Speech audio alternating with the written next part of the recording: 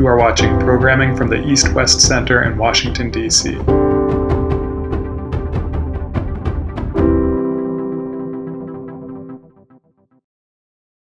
Hi, everyone.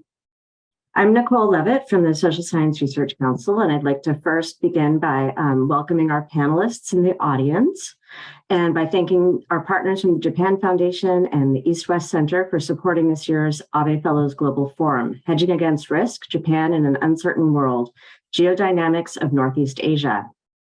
A series of crises over the last several years, including the COVID pandemic, rising tensions between China and the US, natural disasters brought on by global warming, the war in Ukraine, and the sanctions regime have shaken the globalized trading system and produced shortages in goods, energy, raw materials, food supplies, and labor. Access to these resources is a strategic bargaining chip in international relations as nations seek to secure supplies of food, raw materials, and energy in the global marketplace. Our panelists today, Mireya Solis, Ulrich Schade, and Philip Lipsey, will discuss how nations, with a focus on Japan, hedge risks in a world in which the global flow of goods, data, and services is regularly interrupted by natural hazards, man-made conflict, and political relationships within the international order. We do regret that Ann Kokas, who is also scheduled to speak today, will be unable to join us. Our speakers all come out of the Abe Fellowship Program, which ran for over 30 years as a partnership between the Social Science Research Council and the Japan Foundation Center for Global Partnership.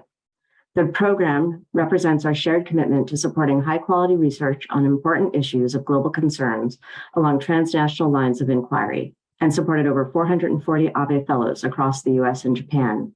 We hold these forums once a year as an opportunity to share their important work. We're pleased to welcome you here today and are eager to hear your questions after today's panel discussion concludes. Before we begin, though, I'd like to turn it over to Masaya Shimoyama, the Director General of the Japan Foundation's New York office. Thank you, Nicole-san. On behalf of the Japan Foundation, I'd like to say thank you very much all for tuning into the Abe Global Forum 2023. Please allow me to start by acknowledging just some of the individuals without whom this event would not be possible. At the SSRC, thank you, Nicole, Bree, and Fred. At the East-Western Center, thank you, Satu-san and Latoya-san. And to each of the wonderful speakers, thank you, Mireya-san, Ulrike-san, Philip-san. There are even more behind the scenes, and we thank you. As you know, the Abe Fellowship Program, as described by Nicole just now, is winding down after 30 years and supporting almost 4,150 fellows due to the fiscal constraints within the Japan Foundation. It's very sad, but we are, however, working with the SSRC to create new programming to support, connect, and empower this important network of fellows and to contribute to the development of global partnerships among network members beyond by engaging the next generation of scholars to generate new opportunities for collaboration and research on issues of global concern. We are now trying to finalize details of the programming, and we will make an announcement very soon. Thank you very much, and then back to you, Nicole. I actually think I'm going to turn it over to Dr. Limaya at the East-West Center now. Thank you. Well, thank you very much, Nicole, and thank you, Shimoyama-san. It's great to be working with the Japan Foundation and with the Social Science Research Council. We have gathered today an extraordinary group of eminent experts on Japan and Japan's place in the world across various issues and expertise. And you have on your program those names, but let me just introduce them to you.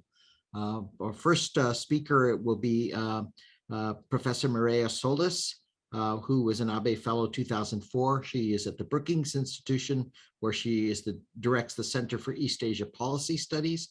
And she's also the Senior Fellow, Foreign Policy Center and the Philip Knight Chair in Japan Studies. So welcome, Mireya, and you'll be joining us to speak about hedging against risk and balancing economic connectivity and economic security. We also have with us Professor Ulrika Scheid, as mentioned earlier, from the University of California, San Diego, where she is professor of Japanese business and director of the Japan Forum for Innovation and Technology. And we'll be speaking about the private sector and businesses and how they are hedging against risk and adapting to the new global and regional environment. And not last but not at all least, of course, we have Professor Philip Lipsey, who also is, like the previous two speakers, an Abe Fellow, is currently at the University of Toronto, where he's professor in the Department of Political Science at the Munk School of Global Affairs and Public Policy, and chair of Japanese Politics and Global Affairs, and directs the Center for the Study of Global Japan.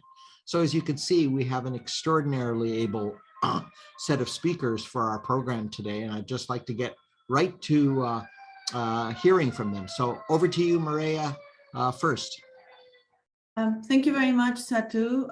Good afternoon, good morning, depending on where you are. It's a pleasure truly to participate in the Abe Global webinar and to share the stage with friends and colleagues, fellow Abe Fellows. So the main point I want to emphasize, I think that Satu already highlighted, and that is that as Japan seeks to hedge against risk in a more turbulent international economic environment, I would posit that it faces a very difficult and challenging balancing act.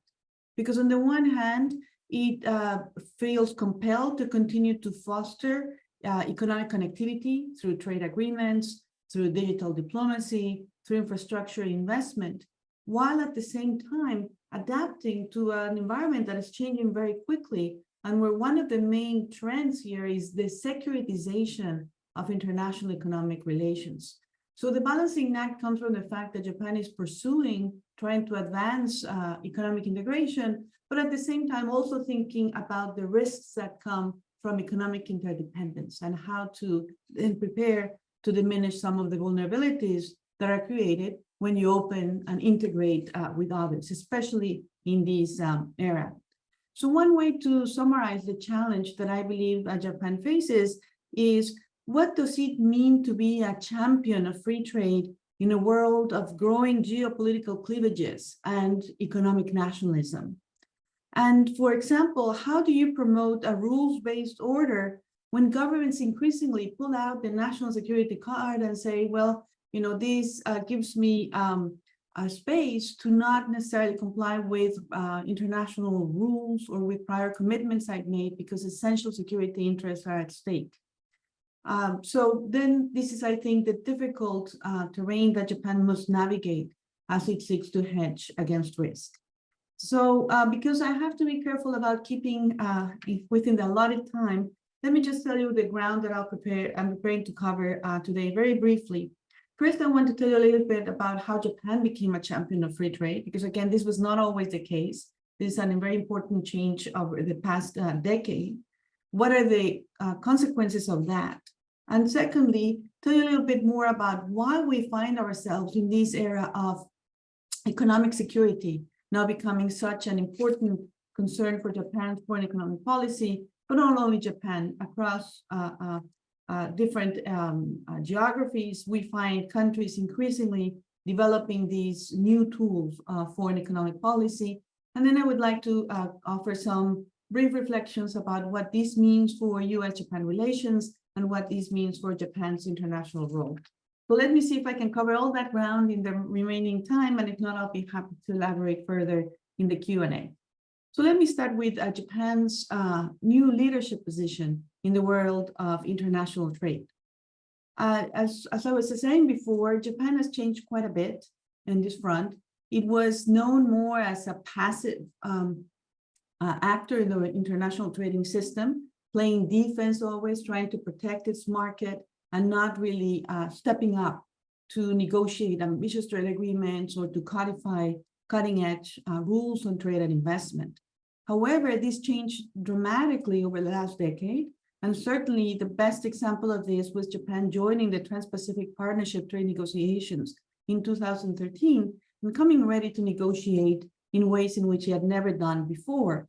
So much so that now Japan finds itself as a founding member of a crop of mega trade agreements that are making a real difference.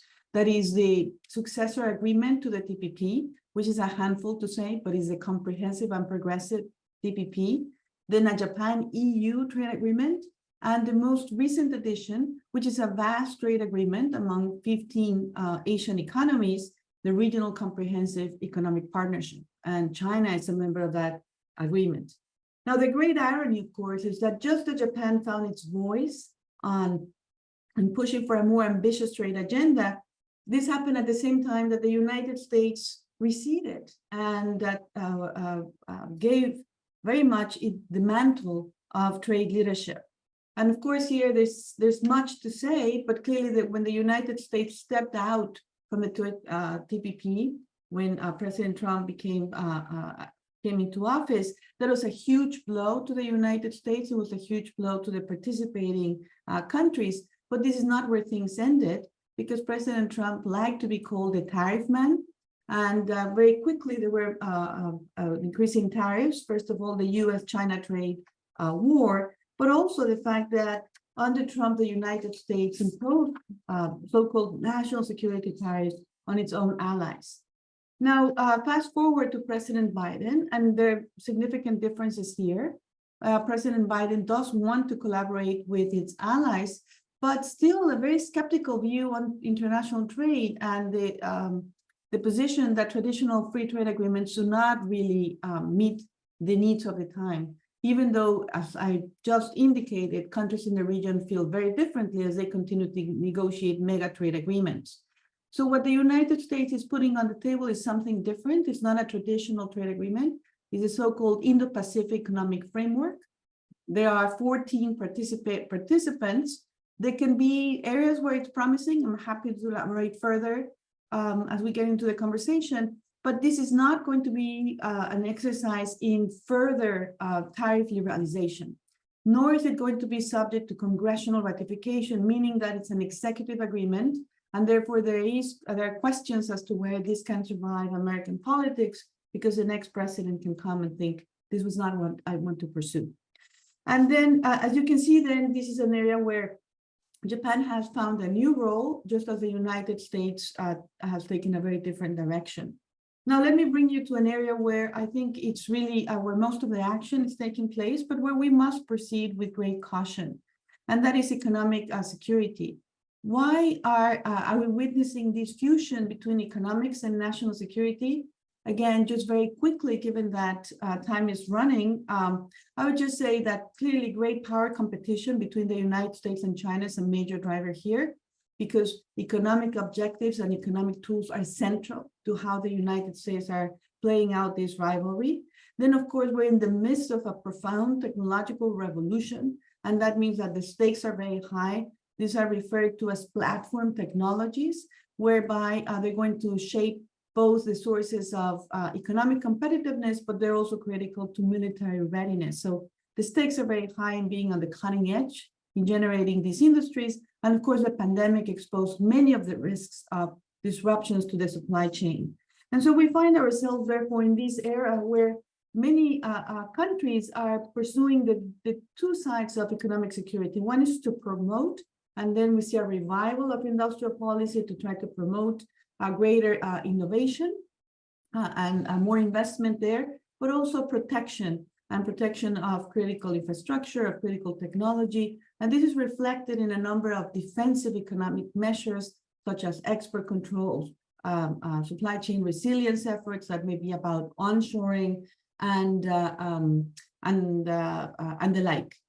Now, Japan and the United States, I would make the observation that they're very much on the same page. There's very much on the same page in the importance of developing this new toolkit of economic security. They're very much on the same page in thinking about some of the implications of the China challenge.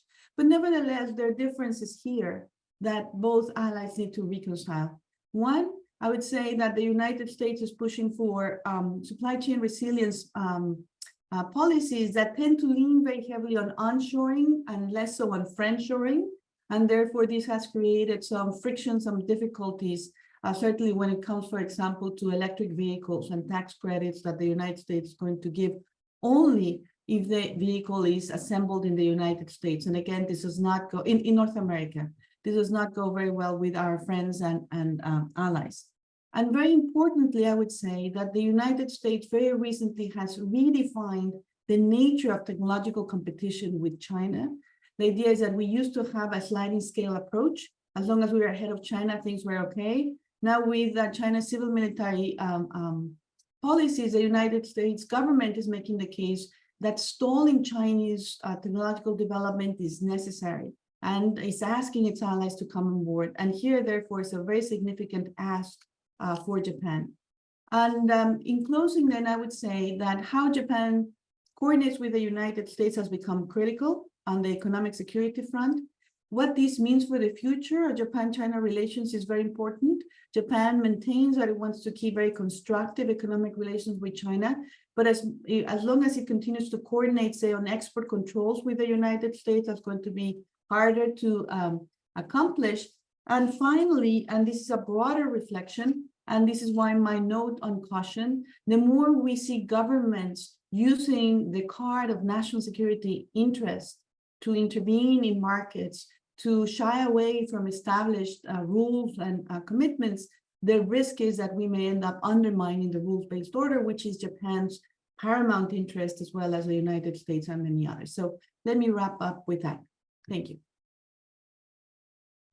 Well, thank you very much, Maria, for getting us off to a terrific start. I mean, I really like your framing of the central challenge faced by Japan, and kind of flows naturally this scene setter for the larger policy challenges that Japan faces, by turning now to Professor Ulrika Schid, who's going to talk about the private sector and how corporates and businesses in Japan are adapting to some of these risks as well, because they will play into these national policies challenges that you described. Over to you, Professor. Yeah, thank you. And good morning from Tokyo, where it's sunny and too warm for the season. So I would like to make 3 points today, and I'll give you some background on how I ended up making these 3 points. But the 3 points I want to make is that Japanese companies are, of course, not standing still and waiting for governments to do something. They're working with the government, but they're doing basically, as I can see now, 3 things to hedge against risk. The first is that they've lowered their own dependencies on others, and I'll lay out what I mean by that. The second is that they have created dependencies for others as a sort of a security play. And third, they're working with the government and asking for insurance and protection in ways that I think are then reflected in what Mireia is observing as she's looking at government actions. So let me make these points in order. As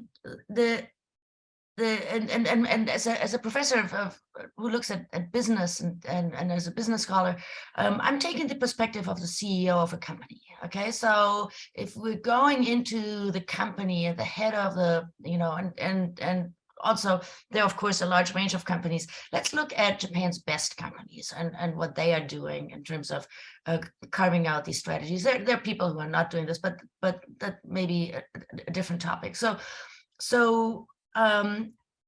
basically in business and management theory, there's long been, for 45 years now, an insight that is comes under the label of resource dependence theory. It's a book that was published in 1978 first, and it's basically part of every a single business strategy framework that we have, that we're thinking about resource dependence. So thinking about being dependent on others that's part of business strategy, and so it's not something new that companies are doing. And so maybe some of the things that Japanese companies have been doing over the last 10 years is sort of fortunate that they work in these ways. Others may have been much more strategic, but in any event, here are the outcomes. What we see in terms of reducing their own dependencies. A lot of Japan's leading companies have assumed strategies that would help reduce those. So for instance, they are charging for their product in yen. which is a fairly simple way. If you have the market power to do it, it's the best way to hedge against foreign exchange fluctuations. They have, in some ways, reorganized their supply chains by pulling out of relying on one country, in particular China, too much, and rather building a production network in Southeast Asia. This also is not just manufacturing. This applies to insurance companies and banks just the same. So they've diversified the global production network, and they've invested in their own shipping capabilities and so forth, so that they're not dependent on others to bring products to places. They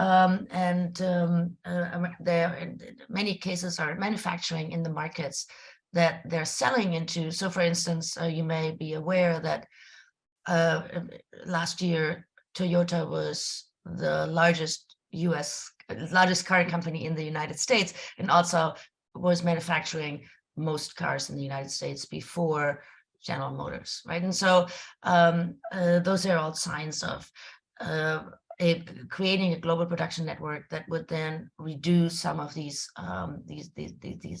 political constraints that are coming up now.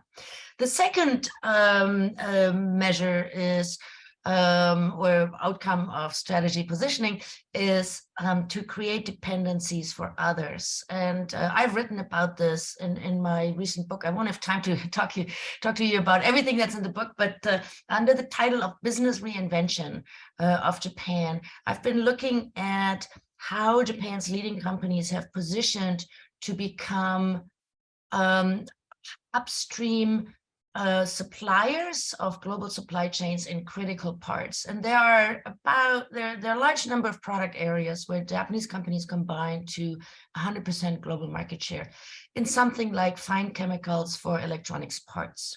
So we're not even talking about the screen that you're looking at, but the chemicals that go into the screen, so that the screen that you're looking at gives you a black or enable you to look at it sunshine or from an angle. And so these parts are critical for the part makers, which often sit in South Korea and Taiwan. And those parts are then critical for the assemblers that are maybe in China. And in the case of the iPhone that we're all very familiar with, all of this then leads up to dependencies with somebody in California who is in charge of managing those supply chains. Japanese companies are, of course, subject to shocks in demand in these supply chains, but they sit pretty because they're supplying the critical parts, so nobody can make an iPhone or a semiconductor without certain chemicals from Japan. Right? That is not a reduction of dependence. It's a building up of dependencies that actually is widely known as a part of a really clever move in resource dependence theory, because then others are dependent on you. You can trade, you can do horse trades on things. Okay, both of these combine to my third point, which is politics. And so the Japanese government, of course, as Mireya just laid out beautifully, is looking at all of this and is very nervous. And how do we play this and what do we do? And let me just add something to what she said, and that is the new and changing needs of Japan's largest companies, which of course the government is listening to. And those needs, I feel increasingly, are expressed as not so much help us build a trade agreement or help us lower tariffs, because that's important. but the tariffs are not so important for Japanese companies that are producing in those countries. What is important for those companies is protect our assets abroad. Make sure that our chemical plant in country X will not be expropriated, is safe from some wildly fluctuating government policies or things like that. And the Japanese government has reacted to this in two ways. I think it's a reaction, although who knows which way that arrow goes. But in any event, the resulting policies are a large number of new insurance policies. In particular, a place that I find very interesting is called Nexi, which used to be part of METI and is now its own freestanding insurance company for foreign business for Japanese companies. And another is an increase in a longer-term trend of bilateral agreements that the Japanese government is forging with these countries, where Japanese companies are building production assets. So let me just close on a number there. Over the past 10 years, even though it's been widely said that the Japanese GDP has been stagnant and the Japanese economy looks, as if it's stagnant. If you look at Japanese GNP, which is to say the activity of Japanese companies abroad, it's been growing roughly 8% CAGR over the last 10 years or so, which means it's up, no matter what the shocks are. So it's very clear that the investments of Japanese companies and the productive activity of Japanese manufacturers and the service sector has been shifted outside Japan. We don't see it in GDP, but that doesn't mean, actually that means less and less. It does not mean nothing, but it means less and less and less as we want to assess what the stakes are for Japanese companies. So let me stop here, and I look forward to the discussion. Thank you. Well, thank you very much, Ulrika. That was terrific, and really, I hope we'll come back to the issue of who's sort of pushing who. The Japanese private sector is pushing the government, or the government is trying to bring Japanese companies along with their management of these challenges that Maria laid out. There were some very interesting things in your presentation about which way companies may be leaning. Seems to be more towards the security and protection side of things. So I hope we can explore that more. We now turn to Professor Philip Lipsey. Philip, over to you, sir. Great. Well, thank you to SSRC, the Japan Foundation, and the East-West Center for hosting today's event, as well as all of you in the audience for showing up to listen.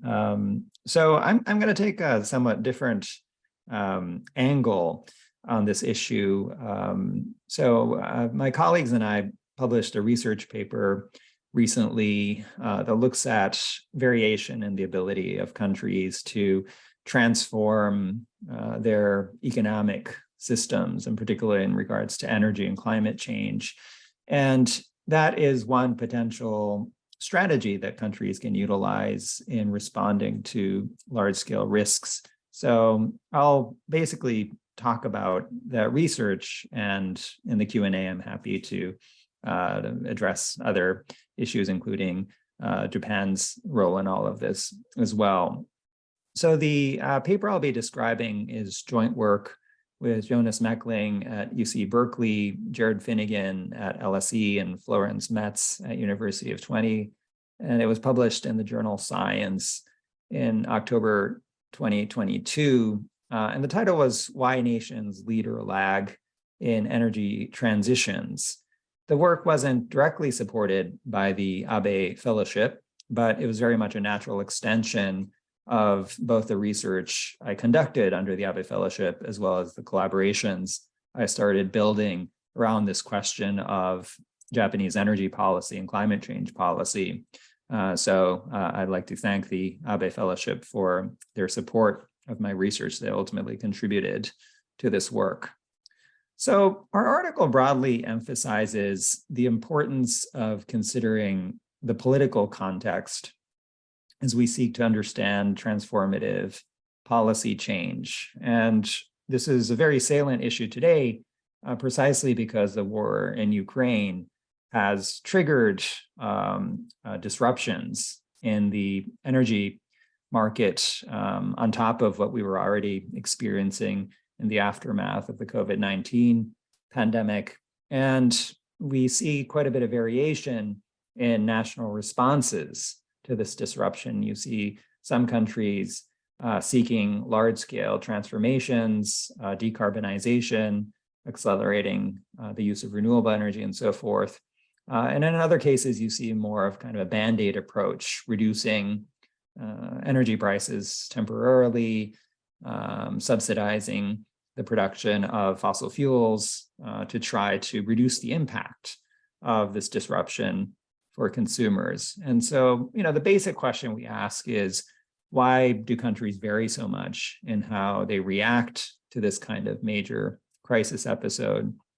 And we identify basically three broad strategies that countries seem to follow. The first is based on insulation. And the idea here is that policymakers are able to insulate themselves from potential opponents of a large policy change.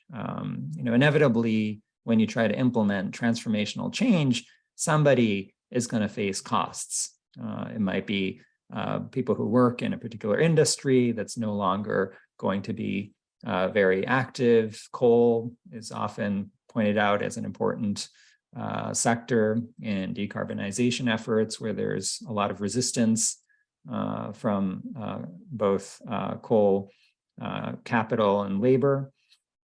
And in terms of insulation, we talk about there are certain kinds of political institutions that help to buffer government decision makers from that kind of potential backlash. One that goes back to literature from several decades ago is this idea of autonomous bureaucracies, and the idea that if you have bureaucracies that operate somewhat independently of politics, that they might be able to push policy forward, right? This literature also connects to the idea of independent central banks and creating institutions that are not influenced by the day-to-day incentives of politics. But there are also theories about electoral systems, how politicians are elected, and the idea that, for example, proportional electoral systems are better able to insulate politicians from potential voter backlash about high energy costs. And so, some examples here would be France, in responding to the 1970s energy shock, of course, builds up very massively nuclear as a centerpiece of electricity production. And similarly, Japan in the same era, under the guidance of MITI at the time, now renamed METI, is very successful in implementing energy conservation measures, ramping up nuclear, and essentially Japan's dependence on Middle East oil largely flatlines. So, both of those cases are oftentimes seen as successful examples of transformative change in the energy sector. And today, the response that France is following, I would say, is quite similar to the policy response in the 1970s. It's still very much based on large state influence over the utility sector. But on the other hand, in Japan, there's quite a bit of a big difference.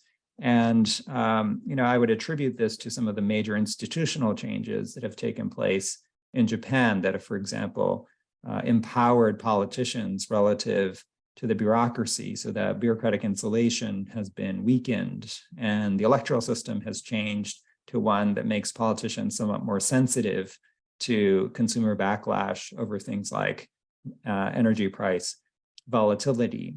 So compared to the 1970s, Japan's response to the recent crisis in Ukraine has placed much more emphasis on things like lowering wholesale oil prices and trying to maintain interests in Russian natural gas projects, the Band-Aid type of solutions rather than the major transformative change that other kind of countries are pursuing. Another key strategy that countries can pursue rather than insulation is compensation, to basically compensate the losers of large-scale policy transformation. And there are certain kinds of institutions that help with this, including corporatist interest group intermediation of the type that you see in Northern Europe. Established welfare state institutions can make it easier to compensate people who lose their jobs because of economic transformations. And so Germany, as well as some Nordic countries, are often held up as examples of this type of transformative change, which is not based on insulating from opponents, but basically paying off the opponents. So, well, we're going to close down these coal mines, but we will provide financial incentives so that you can still make a living and then eventually transfer to other sectors of the economy.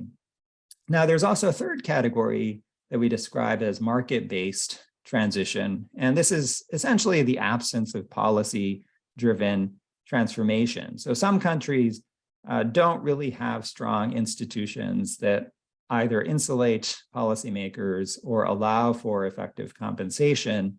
And we would put the United States and Australia in this category. And in these countries, you tend to see much more volatility in energy and climate change policymaking, the absence of stability, right? So, the quintessential example would be Democrats in the United States come in and put in all kinds of environmental regulation, and the Republicans come in and repeal it. And so you see this back and forth pattern.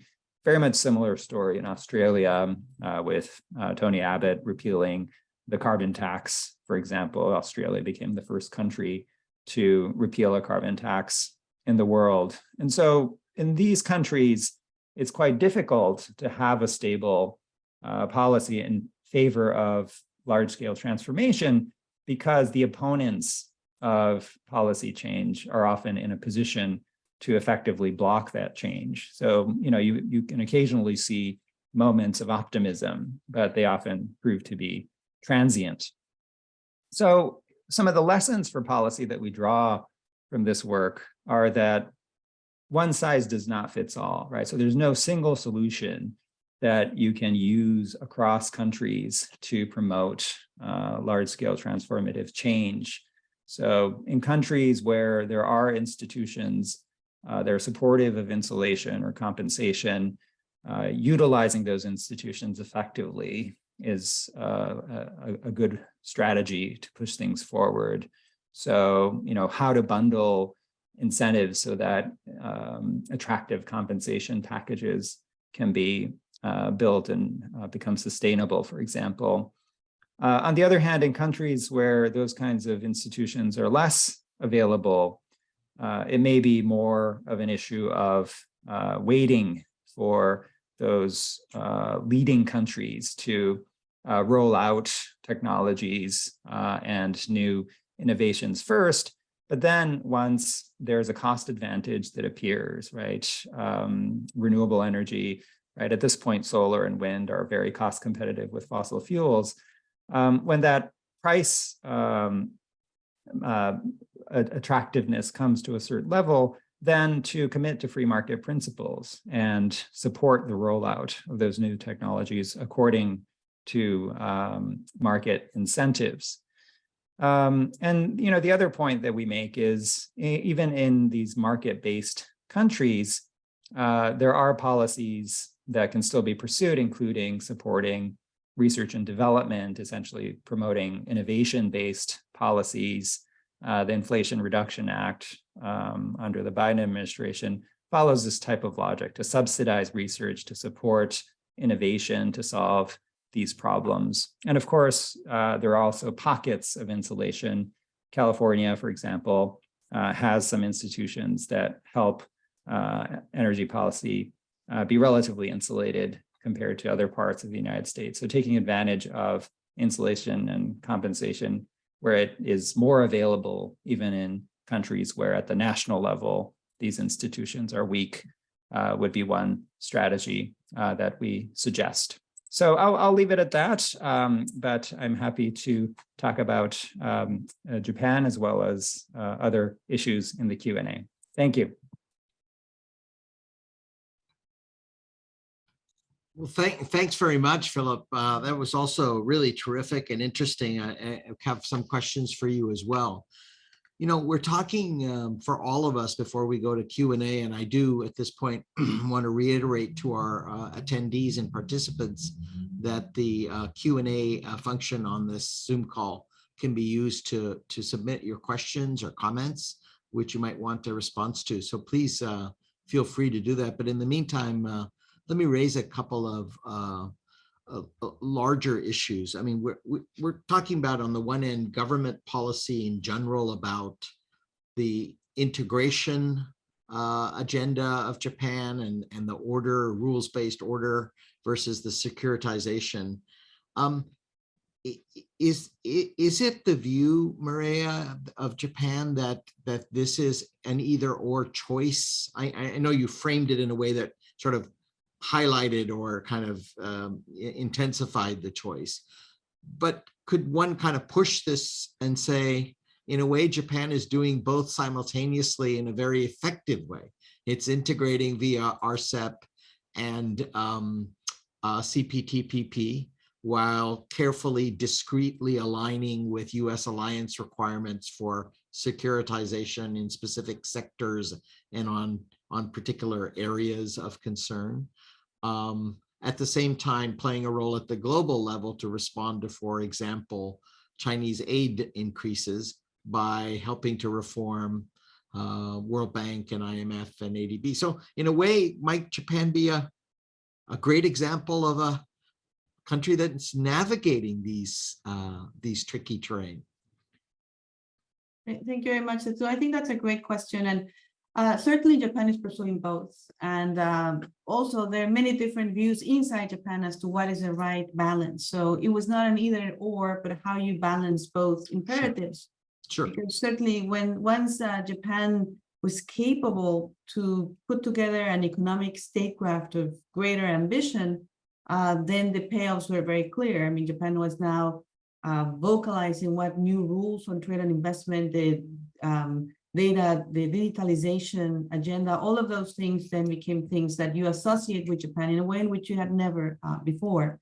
And they complement Japan's economic interests, foreign policy interests. But, you know, there are different ways in which countries play or are fleshing out their economic security toolkits, and some are better at making them compatible with the economic interdependence agenda. In some ways, I think that Japan is in a better place, say, than the United States, because there's greater balance between the connectivity and the protection side of the economic statecraft. Whereas, as I was trying to convey in my short remarks, the United States, once it stepped out of TPP, and put this IPEF that's still very light on the substance and certainly does not really promote that long-term market integration. They don't have the market access. It's very unclear if you don't have that, whether participants will agree to ambitious rule on environment, labor, and digital. The United States does not have that balance right. So I think that that's one area where Japan is ahead of the United States, that it can have the mega trade agreements, but also begin to launch these new policies on economic security. Then there are also ways in which you think about the nature of the China challenge and the measures that you implement. I think that Japan has been far more skeptical about notions of decoupling from China. And certainly the United States, for all the rhetoric, is not decoupling from China by any means. On the contrary, trade flows between the two economies remain very, very robust. But the rhetoric is different in the United States than it is in Japan on the question of decoupling. And the United States, you know, had that stage one trade agreement with China that does not amount to much, where Japan does have the regional comprehensive economic partnership that is not as ambitious as TPP, but nevertheless should not be minimized. It's an important trade agreement. Just by the sheer scale and by the fact that there were more commitments than people initially expected. And another element here is that the United States also has China-specific measures. And I think that Japan has tried to shy away from that. And if they boost economic security, they don't do it by targeting one specific country. And even though the real consequence might be that it's Chinese telecom companies who don't have access to the Japanese market, nevertheless, you frame the policy in a way that is not openly discriminatory and therefore does not push against international rules as much as the United States does. And my final point here, and why I think the United States is not playing this balance in the same way as Japan, is with the national security tariffs that the Trump administration imposed, WTO cases were launched. A decision was recently reached. The dispute settlement body reached a decision that found that the United States was on the wrong, because There is Article 21 that provides a national security exemption. It's been there since the beginning. But the idea is that you have to meet certain conditions, because otherwise everybody can just say, national security, and the floodgates of protectionism would open. And the United States refused to make its case in the WTO as to why it was not, why it was invoking national security, just saying that it's nobody can second guess a country when they say national security is involved. And now they've said they're not going to comply with that ruling, and they decided to appeal into the limbo because the appellate body is not working. And those are actions that undermine the fabric of the multilateral trading regime. So for all those, and Japan is not doing that.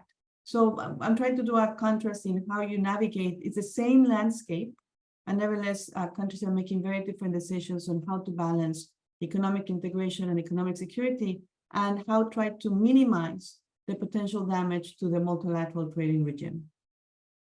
Yeah, I really appreciate that response. It's so rich, and many things Maria, that I agree with. I'm going to just push then what this means, right? In the context of the US-Japan alliance, Article 2, which we often speak less about, is about US and Japan coordinating on alliance management regarding economic issues internationally, and their role together. So what are the implications for the alliance of this asymmetric adaptation to risk? And I might provoke just a little bit to push the agenda, which as you know, I'm not particularly advocating at all, but just suggesting maybe the asymmetry is explained by the fact that the United States can get away with more because its resource capacity and its market ensures the ability to adapt to risk in this way, rather than the Japan need with less resources and more need for connectivity and integration, given demographic issues and other requirements for manufacturing and supply chains, that the US doesn't have to. And one kind of factoid about this is the extraordinary Japanese investment in the United States, which kind of, if you will, leapfrogs the lack of market access in IPEF. So I wondered how you might respond to this US-Japan dynamic in addition to the Japan adaptation dynamic. Yeah, well, I think that, the origins and consequences of this asymmetry, a talking point that was very much used when the United States was still believing in TPP is that 95% of consumers are outside the United States. So the United States does need access to these markets. And the United States is already a relatively open economy. And therefore, when it negotiates these trade agreements, in many cases, it's those other countries who bring the tariffs down much more than the United States does. So I don't think it necessarily has to do with that asymmetry, but how did domestic politics play in each country? And a very interesting thing is that, for example, Japan, you don't have the globalization backlash or the anti-trade agenda making it to, in a way in which, it was very visible in the 2016 presidential election. And even today, I think it remains a very significant constraint about how the Democrats can talk about trade agreements, because a large portion of their Democratic coalition is not in favor of trade agreements. So I do take to heart, I believe that Biden and Blinken and all these other officials, when they articulate these very skeptical views of trade agreements, I think that they believe it. And I feel that that puts us at a great disadvantage, because when they go to the region and say free trade agreements are the instrument of the 20th century, I feel that they are not really reading the room, and they're not really realizing where many countries are heading towards, and we're missing an opportunity. Now, where does this leave Japan and the United States? Well, as you know, Prime Minister Kishida visited Washington recently, and it was interesting that in a policy speech he gave at SAIS, the one ask he had at this time where there's tremendous convergence and alignment, and it also is very positive in the US-Japan alliance, certainly because of Japan's security reforms and whatnot. The one ask he had of President Biden is, come back to the TPP. And I think that, again, that highlights, and it's interesting because Japan is credited for helping the United States bring on board many of Southeast Asia into the IPEF. And nevertheless, Prime Minister Kishida is telling the United States that it's not enough and that TPP remains the more robust trade agreement. Now, I think that that's going to be an area where the two countries are not going to be operating in sync for a very long time. But when it comes to the economic security, you do have a very budding and emerging agenda, and they're now doing joint R&D proposals. I think it's very interesting that just a few days ago, and we don't have the details, the Japanese government and the Netherlands, they both agreed to this new export control rule of the United States, which is quite unprecedented because it begins to operationalize that new view of what is the technological competition with China, and is preventing Chinese access to cutting edge technologies. So I haven't, none of the governments have released the details of the supposed agreement. And I want to see how Japan talks about that decision and how it answers the question, are you signing on to the American definition of what it takes to compete with China? And that is to prevent Chinese access to these crowning heights on the new innovation frontier, and how China will react to that. I don't think that it's going to be so easy to keep relations as stable once that economic security coordination with the United States begins to bite. Yeah, and that's a terrific point, maybe to move to another one of our panelists, but that has really been on my mind is if you're willing to straddle, how will your integration with China be affected by a decision to align with the US on this? What kinds of responses might China make that would blunt the Chinese openness to Japanese manufacturing, and what kinds of steps might China take in retaliation depending on what Japan has agreed to do in that trilateral agreement with the Dutch. So yeah, let's keep watch on that, but I really deeply appreciate your insights and expertise, and thank you so much, Maria. I do want to say, and I'll come to Philip in a moment, but first want to turn to Ulrika, but I kept looking at Philip's 3-point insulation, payoff, and market-driven adaptation on energy transition and wondering how those would be applied to the challenges that you posed, the kind of dilemma between integration and securitization of risk, right?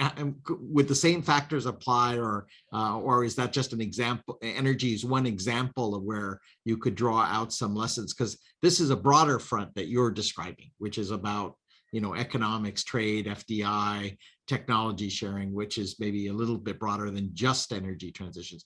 But Ulrika, I really appreciated, your talk about private sector, but I confess that I took away, perhaps wrongly in listening to you, it sounded very more on the defensive side that Japanese business is looking for ways to protect. In other words, it really is hedging very hard on the risks by creating dependencies, by trying to get government support for insurance through bilateral arrangements. Am I wrong? Did I misinterpret the heavy emphasis or the tilt towards more protection and more discrete risk aversion than kind of going out boldly and looking for new initiatives, pressing the Japanese government to no, keep pushing integration because we need global markets, global rules, global order for our businesses? Please help me a little bit to understand that. Yeah, I'm sorry. If that's what you took away, then I completely misspoke. Okay. So I apologize and withdraw my comment. Let me try again. No, not at all. I mean, business scholars don't think about the world in the same way as Mireya does and others do. Right? So business scholars have a pretty clear objective, which is sell at a high profit. And what does it take to sell at a high profit? And I would say what I was trying to talk about with these dependencies, all businesses always do this, right? For 40 years, companies have positioned themselves in the market in ways that would reduce their dependence on others and increase their power over others, right? This is Michael Porter's 5 forces. This is just textbook strategic management. Nothing has changed in this. What is changing is the rhetoric about decoupling and so forth.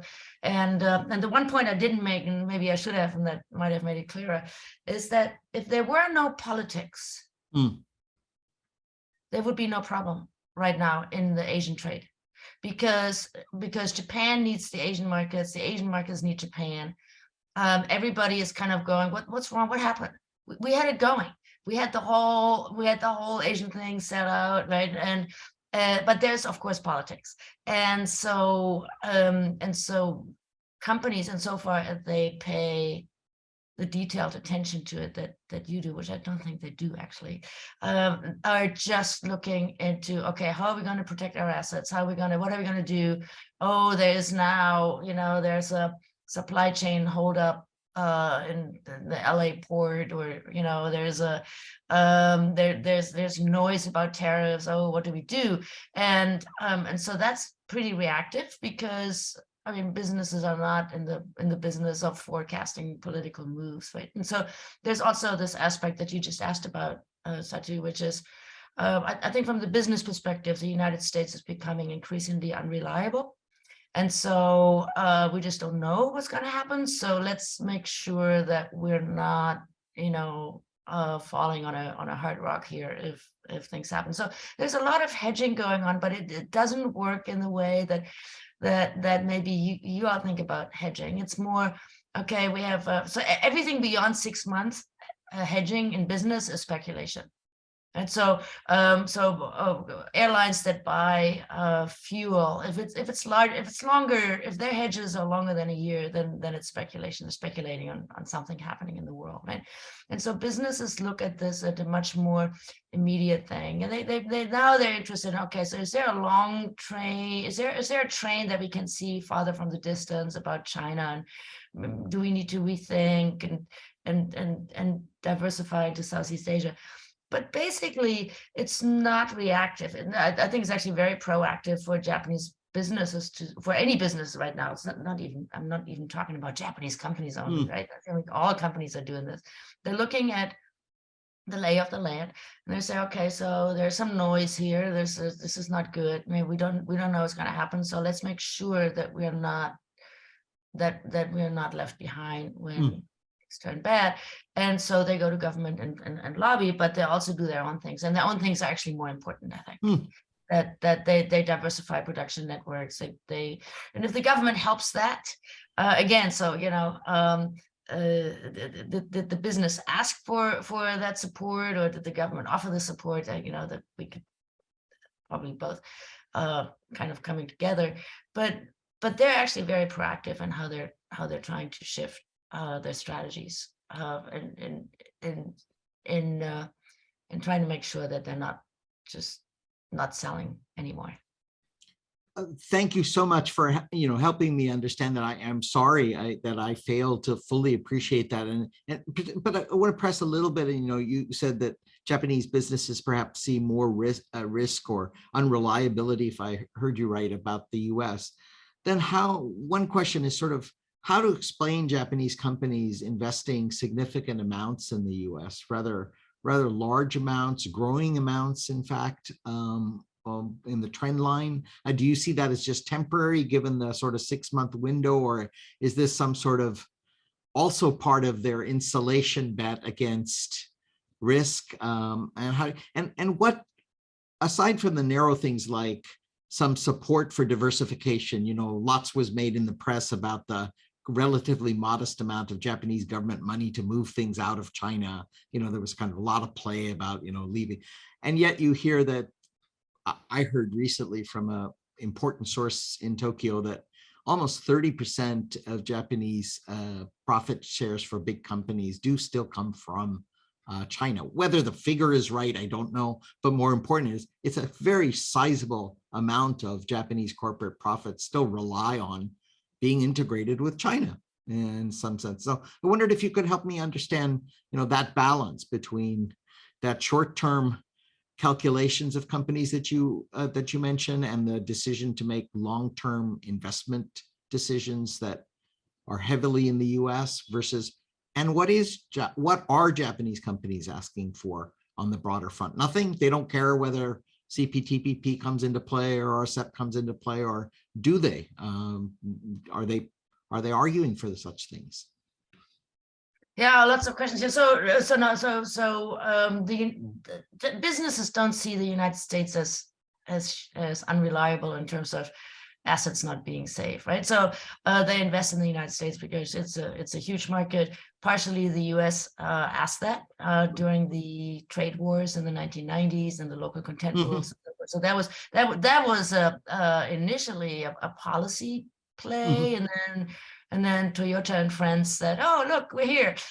Great. This is actually perfect. We can we can make the stuff here, and the cars and Camrys and Honda Civics and whatnot, and then we don't even have exchange rate troubles and whatnot. So we can actually do this." So more than half of Japanese cars are no longer made in Japan, right? So your number about the 30% is a little bit. I think that's a trade number. That's profits from but trade is no longer even the biggest. Or it's certainly not the only income stream. It's the revenues that are earned by in the global production network that are becoming more and more important. And how large China is in this is actually a very interesting question that I have to now go and look and see what that number actually is. That's a great question. I don't think it's 30%, but it's probably large. So the way I think a business person here thinks about the discussion that we're having here is that, and I've heard this actually, this is a quote from last week from an interview. We never really paid much attention to this economic security, and that's Meti does that, right? We didn't pay attention, but now we should probably know something with the war and Ukraine and so forth. So we should know more. And I was very surprised by that comment. This is a leading, company that household brand name, and it's like, "Whoa, you didn't know about this?" And I was like, "Yeah, no, we're, and so I just think that we may be overthinking the how important politics is in how businesses make strategy. Sure. It's about production networks, it's about labor, it's about concerns about unions, and certainly tariffs are important, right? So you kind of look and say, "Oh, we can't do that, then we have to go there and ship it from there or something." It's about things that have actually something to do with production and sales and profits, and all of this other stuff are risks that will enter the equation at some point, but maybe not as prominently as our discussion here may make it think. Like, and so what does Japanese business want from the government? Well, whatever they can get, right? Whatever. We don't want taxes. We don't want this. We don't want that. So they have a whole long list of things that they don't want. We want less regulation, more regulation. I don't know. Depending on the industry, but I don't think Japanese businesses go to government and say, "We want a CTP." They just say, "Can make it easier for us to, to forge a trade with this company in Australia or something."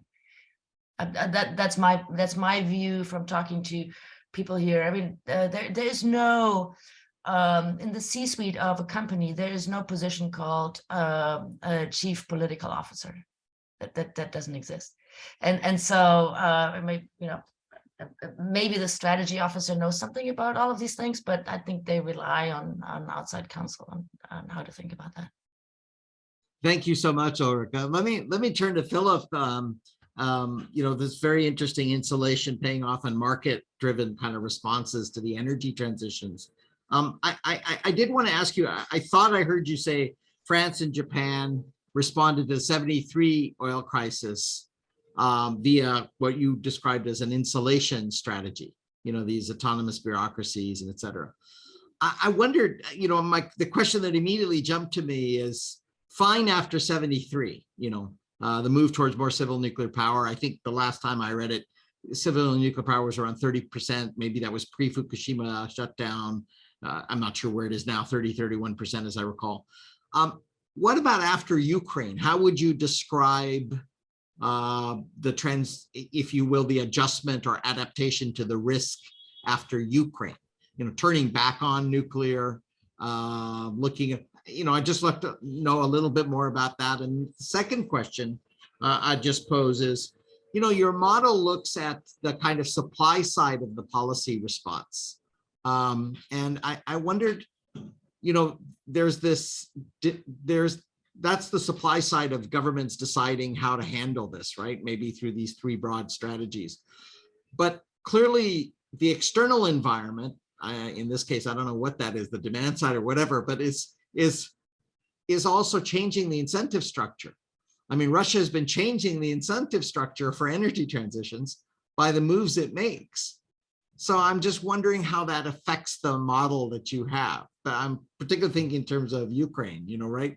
Because Russia has been going around making deals that change the incentive structure of an insulation or a paying off strategy or a market-driven strategy. And I just wondered if you had thoughts about that. Absolutely. Yeah, those are great questions. I think the post-Ukraine verdict, still remains open to some degree. Of course, countries have pursued a variety of strategies. The US is a good example where initially it looked like, essentially kind of a let's lower gas prices and make life easier for drivers type of strategy. But the Biden administration came out with a fairly ambitious plan on energy and climate change. Of course, it remains to be seen whether that survives the next transition of power. And, I think the same could be said in Japan. It's very much still an evolving policy making context. So I wouldn't jump to conclusions necessarily based on what we're seeing so far. But you're absolutely right that the external environment provides a key impetus for these kinds of transformational changes. They're very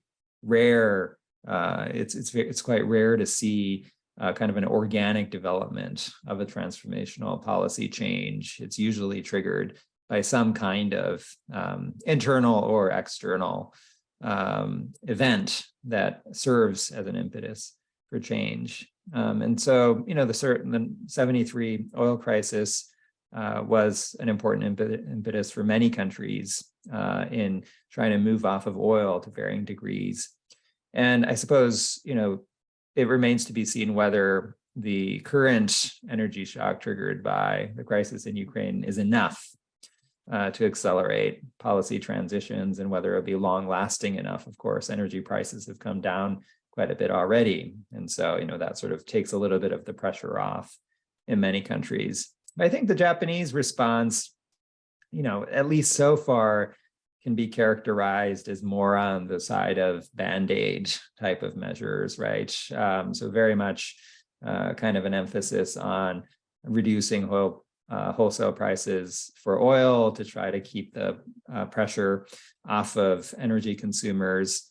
In Japan, this talk of let's recommit to nuclear, of course, this is still very much politically uncertain and a type of policy that will perhaps pay dividends in the future.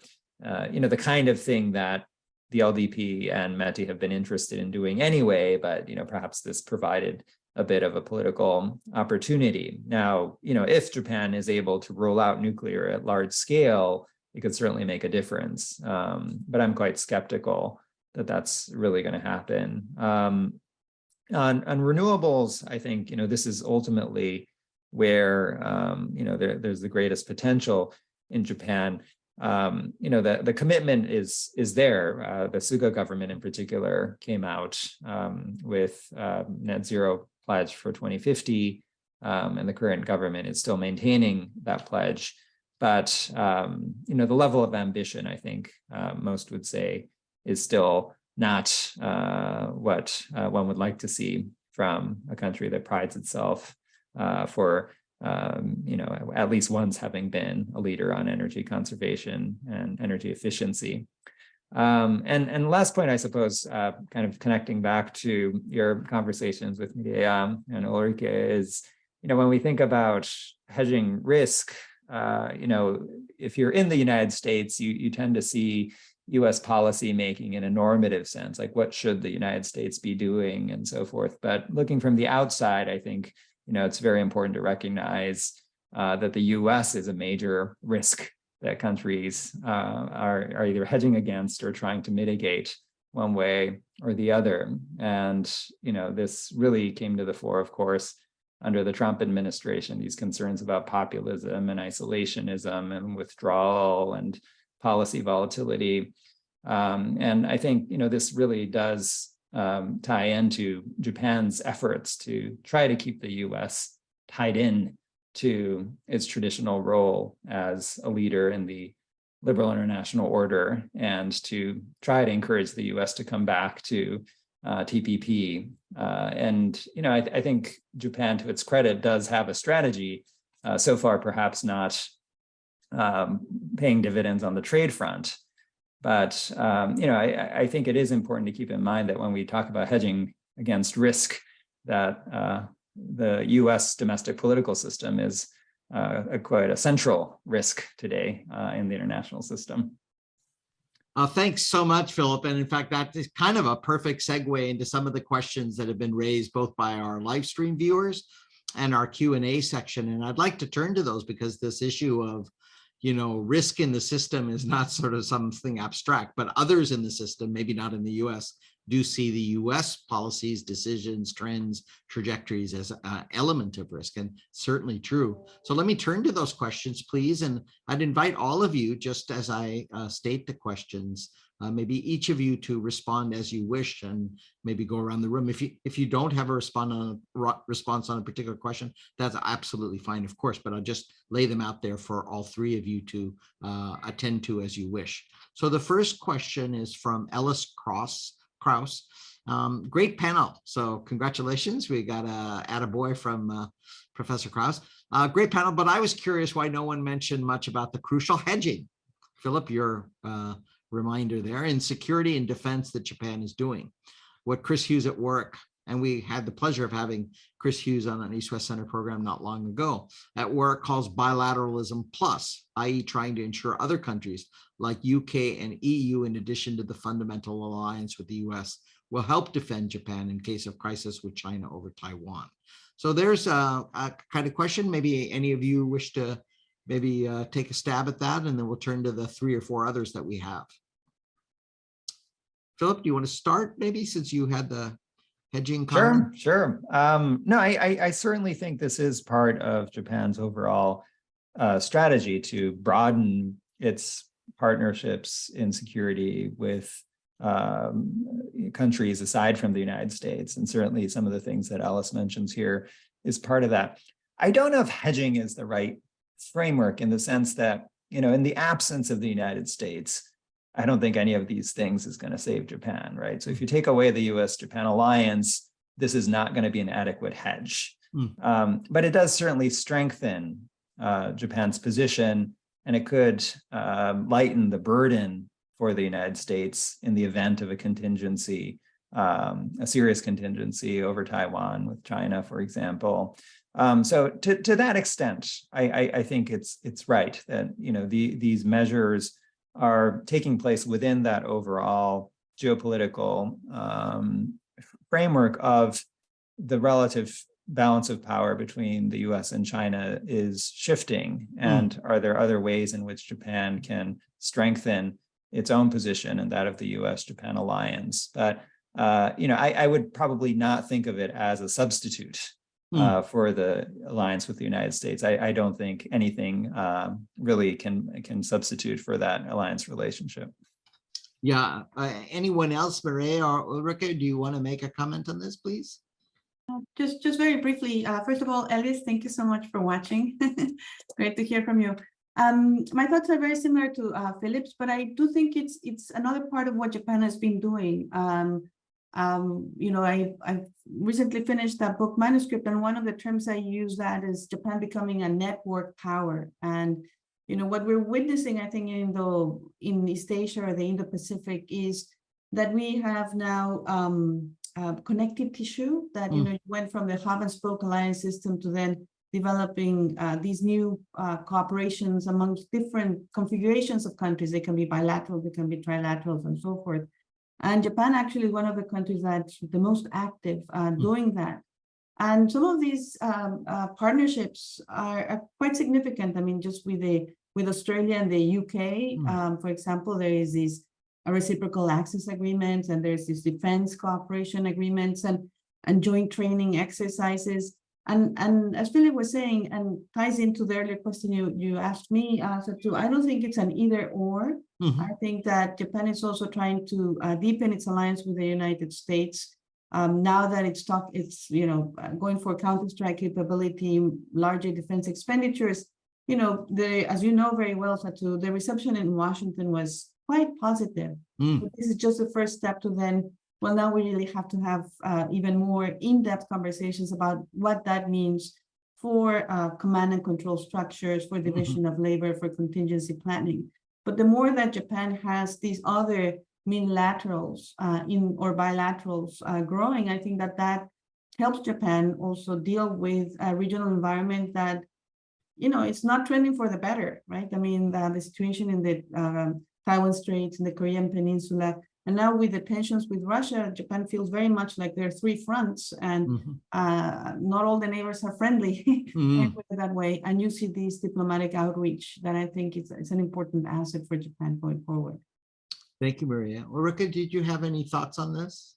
Yeah, just a footnote. So thank you, Alice. I would say bilateralism plus, because that's actually what I meant when I said earlier that what business is concerned about is that they have these productive assets all around the world, and they would like the government to make sure that those countries are friendly. And so in addition to the security aspect that Alice is asking about, I think there could also be, in some cases, not in all of these, but in some cases also be an intent to make sure that we're friends, so that all of this stuff is all safe and tight. So absolutely, I think that's one of the drivers of the bilateralism, at least from where I'm looking at it.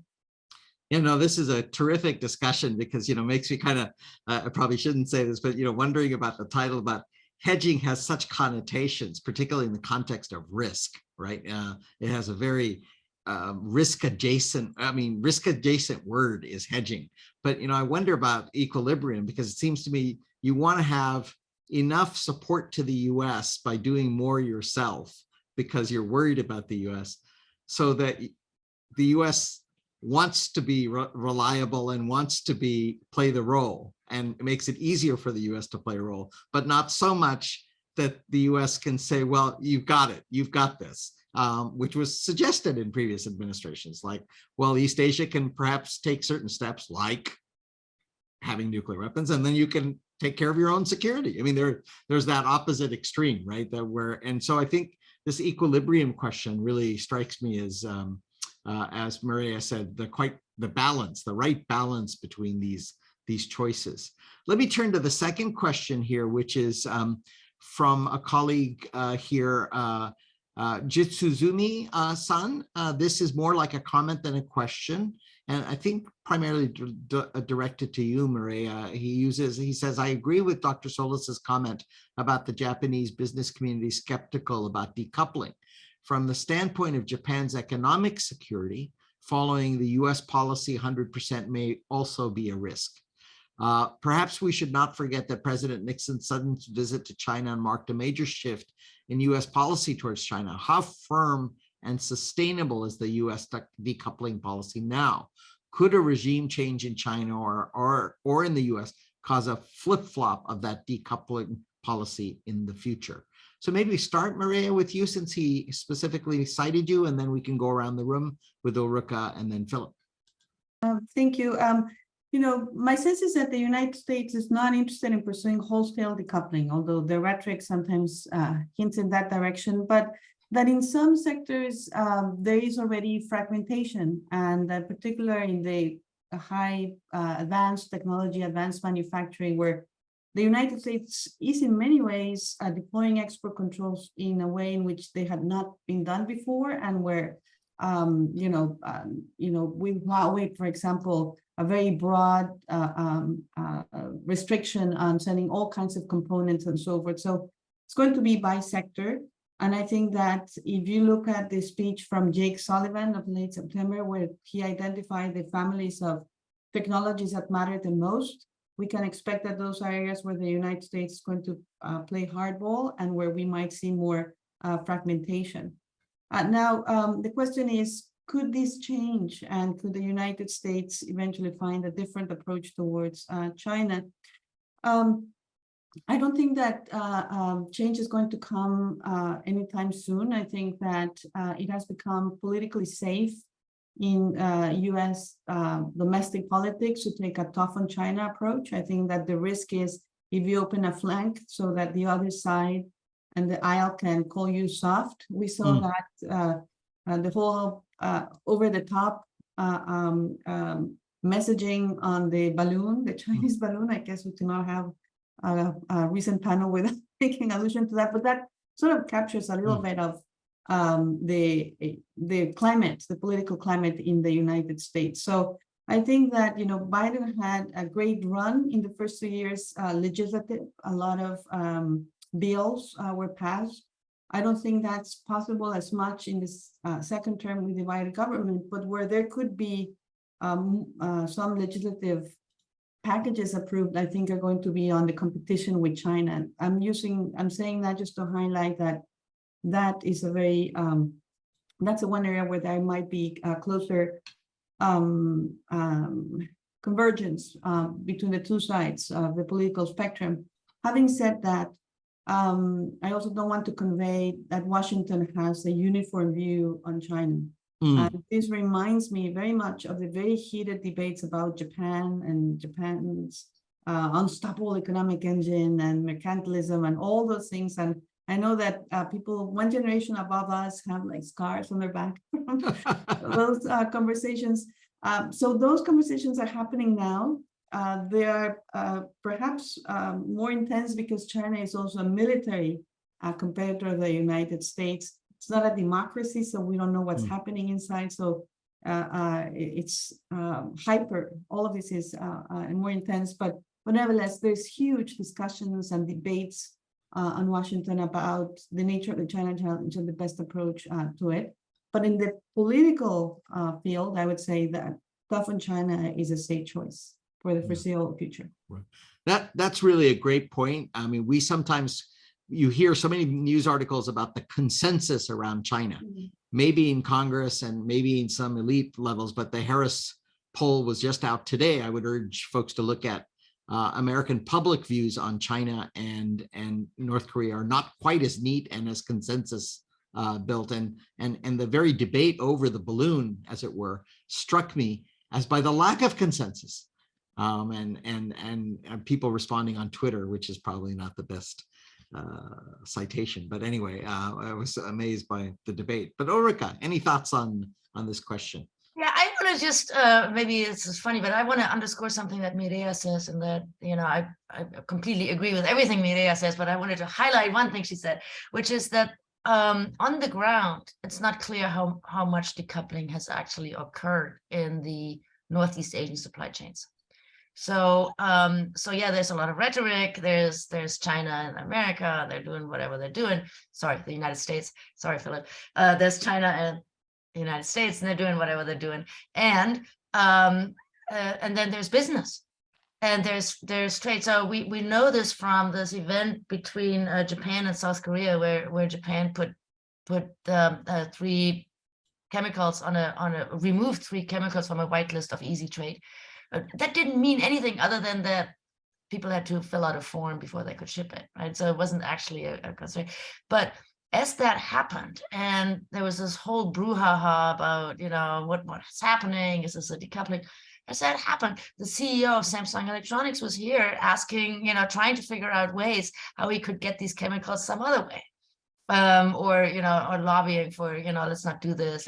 So on the ground, it's not clear just how much of the Northeast Asian trade flows have actually been decoupled. I think there's a great understanding among companies here that they need each other. Medea, I don't know whether you agreed.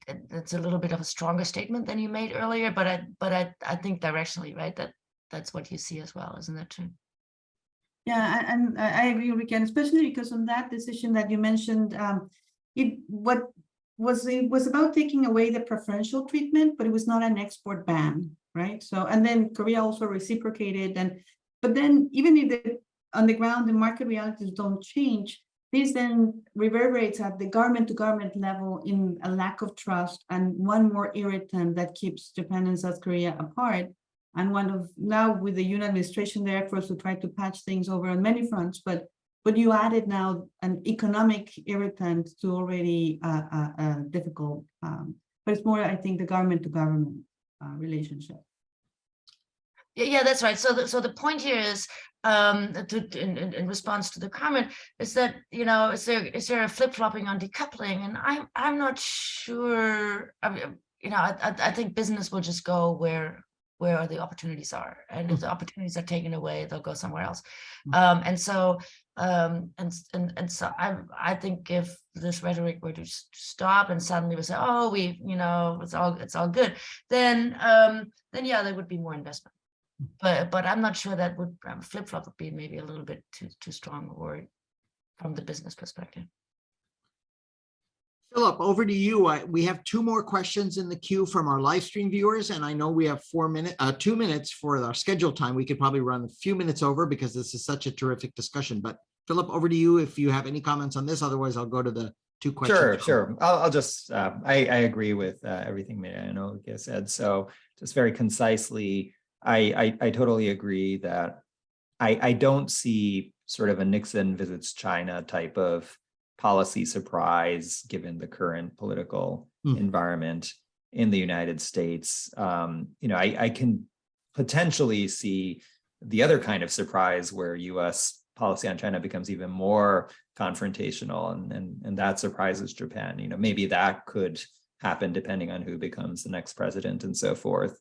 But the opposite seems inconceivable, at least given current conditions. There was another question in there about what happens if there's a regime change in China. Certainly that could, change things dramatically, but that would also change things quite a bit for Japan. So I think that would fall into a completely different category of question.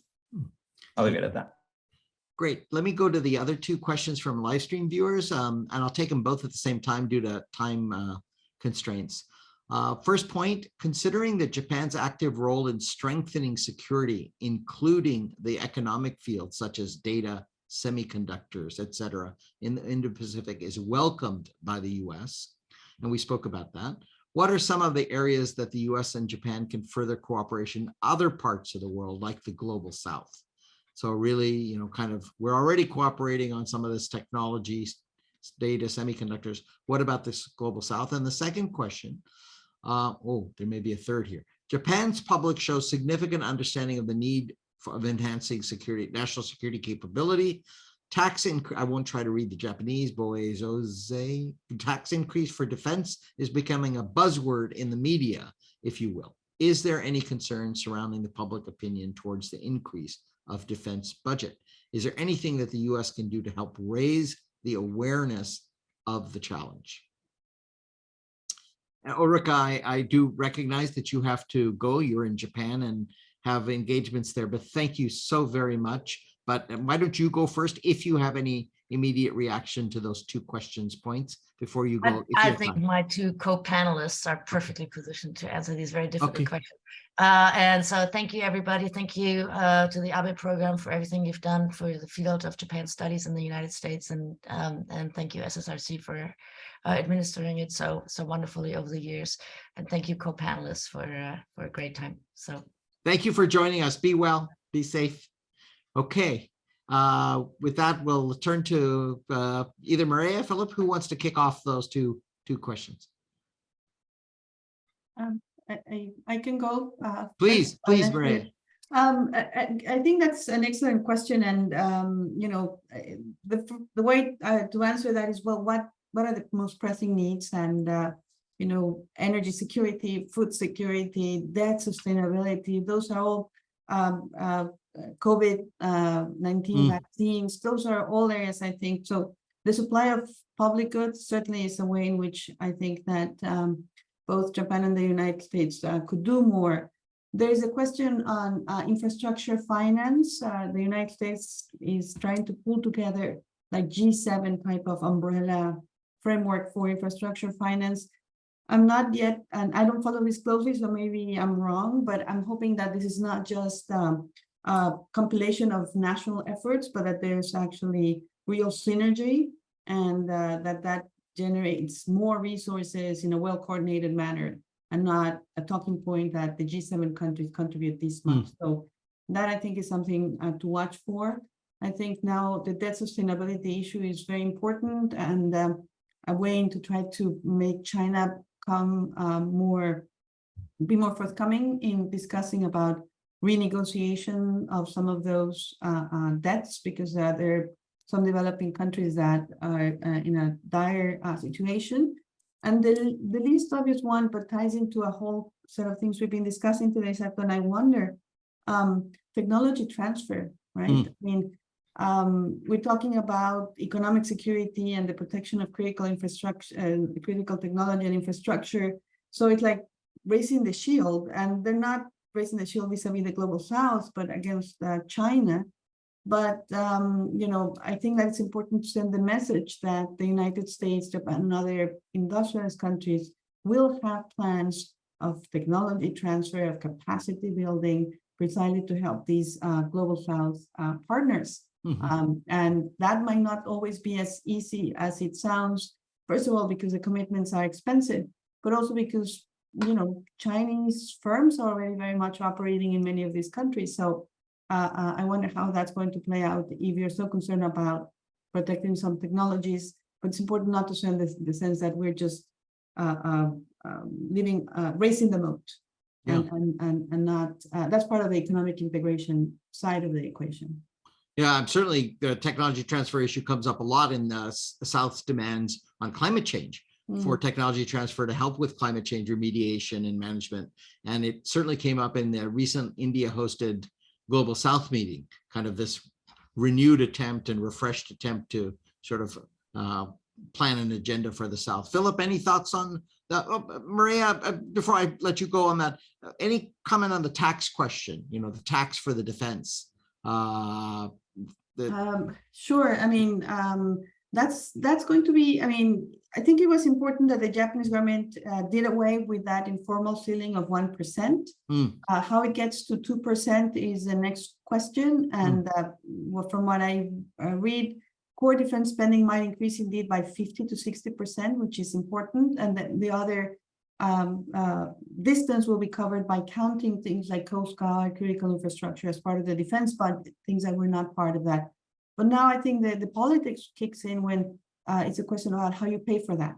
And I think that Prime Minister Kishida decided that it was not just going to be debt, but that they could not pass this on to future Japanese generations. And he made the decision that it should be through taxes, but then which taxes, through what time frame. And I think it was important that some members of his own party, not his own faction, were vocally criticizing the decision to go for a tax solution to this. So this is just unfolding. This has not yet been resolved. Sure. We'll be watching carefully. Philip, last thoughts to you. We're about 5 minutes over, but I think we can certainly have your input before we begin to wrap up. Yeah, I'll just keep it brief. And on the second topic, I do think the Boezose, kind of the tax increase for defense issue, does illustrate a broader point that the policymakers in Japan have, as Mireya and others have, pointed out, taken on sort of significant leadership in the Indo-Pacific. But the general public in Japan hasn't necessarily come along yet. And, sort of convincing the Japanese public and figuring out good messaging is an important task moving forward. And it plays right into questions like, what if there's a contingency over Taiwan? Some Japanese policymakers have made statements that suggest Japan might play some significant role in a potential military contingency, but will they have the backing of the Japanese population? It's not really clear. And it seems in some ways, policymakers are getting ahead of themselves. And so convincing the Japanese public that not only the defense spending increases, but some of these policy changes that Japan is pursuing in other areas are essential for Japan's security, and getting that buy-in is probably a very important next step. So I'll leave it at that. Thank you very much. Thank you, Philip. Thanks so much. First of all, let me just say thank you to our panelists, Maria Solis, Philip Lipsy, obviously Ulrika Sched, who's had to leave a little bit early. And I want to once again reiterate my thanks to the Abe Fellows Program, the Japan Foundation, and the Social Science Research Council.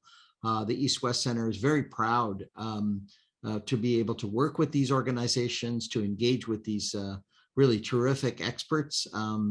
And I'm very pleased that we were able to host this, co-host this Abe Global Forum today. So thank you for joining us, and I will now turn it over to our co-host, Nicole Levitt at SSRC, to wind us up for the evening, morning, afternoon, whatever time you're joining us. Thank you so much, everyone.